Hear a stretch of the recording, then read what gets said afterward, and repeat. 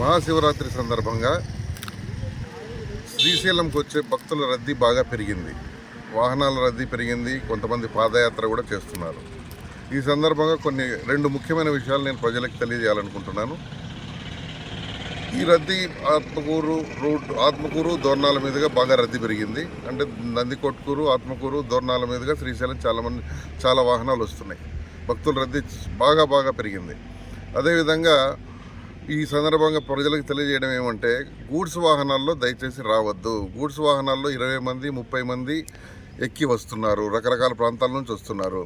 Goods వాహనాల్లో బాడీలో కూర్చుంటున్నారు, పైన పలకేసి మళ్ళీ దానిపైన కూర్చుంటున్నారు. ఈ విధంగా రావడం చాలా ప్రమాదకరం.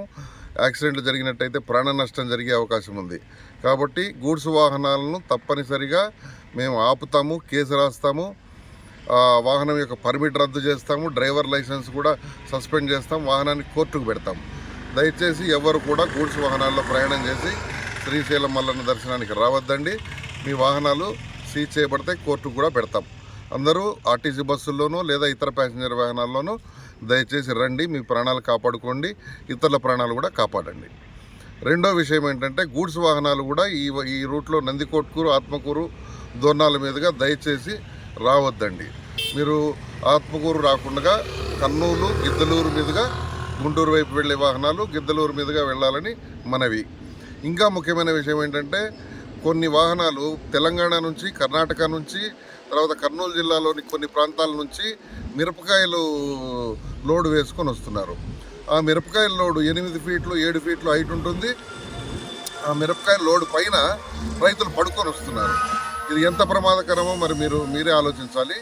ఈ విధమైన వాహనాలు వస్తే కొన్ని ఓవర్లోడు ఉంటున్నాయి. ఓవర్ హైటు, ఓవర్లోడు ఈ 2 కేసులు రాస్తే 30,000 నుంచి 50,000 దాకా కేసు అవుతుంది. కాబట్టి అంత ఓవర్ హైట్ వేసుకోవద్దండి. ఈ మిరపకాయల లోడ్లు చాలా వస్తున్నాయి. రోజుకు 100-200 వాహనాలు వస్తున్నాయి.